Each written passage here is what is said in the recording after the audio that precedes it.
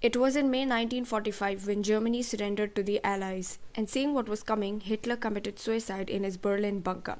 The International Military Tribunal was set up to prosecute Nazi war criminals for crimes against humanity.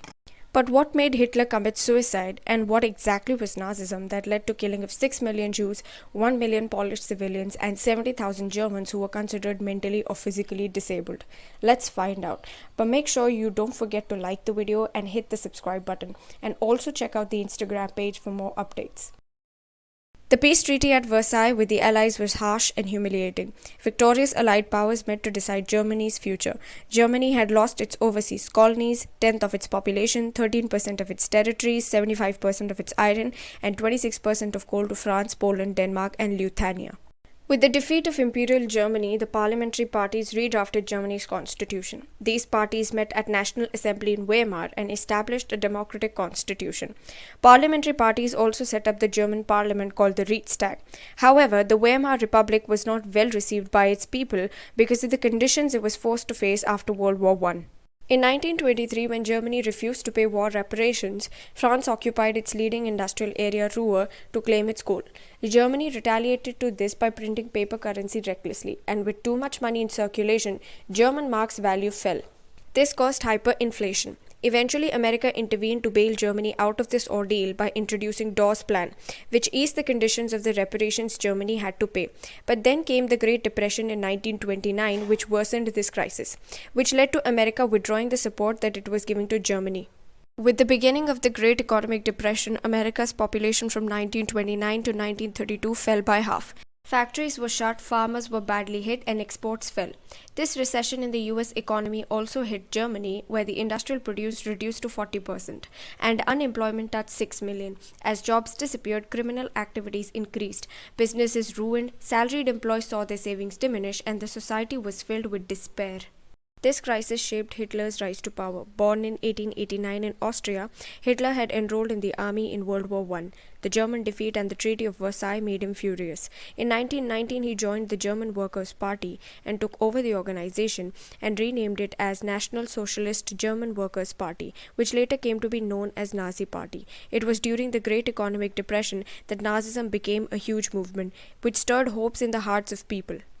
With his words, Hitler moved people as he promised to build them a strong nation and restore the dignity of Germany and its people.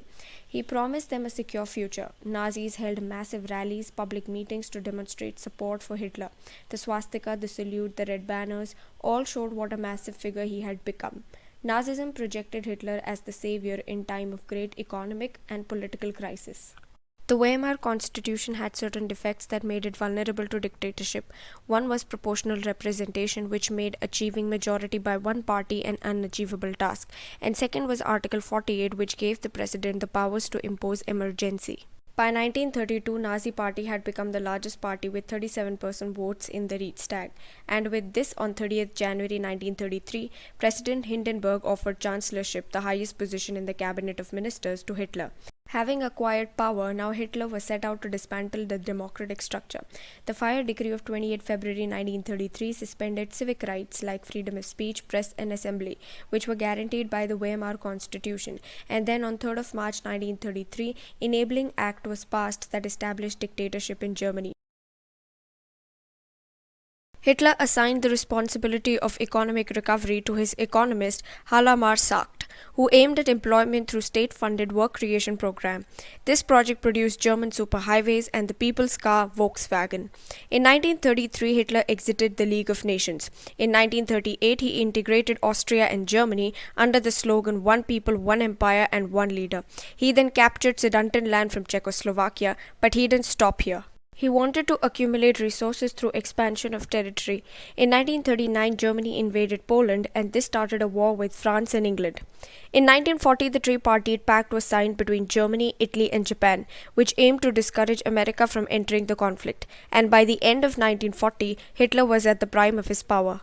Now coming to Nazi ideology, which was synonymous to Hitler's worldview. This ideology believed that there is no equality between people. The blonde, blue-eyed Nordic German Aryans were superior. Hitler's views were influenced by scientists like Darwin and Spencer.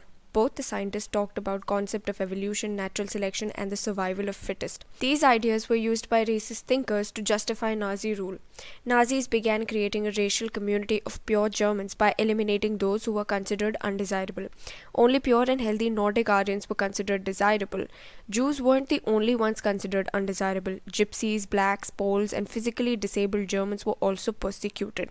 But Jews remained to be the worst sufferers. The period from 1933 to 1938, Nazis terrorized and segregated Jews. And from 1939 to 1945, Jews were persecuted by killing them in gas chambers. Nazis also propagated their racist ideas amongst children.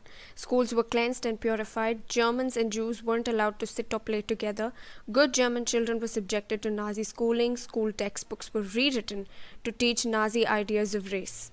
Now, motherhood in Nazi Germany was also forced to be racist. Women who gave birth to racially undesirable children were punished, and those who gave birth to desirable Nordic Aryans were awarded. They were given honor crosses.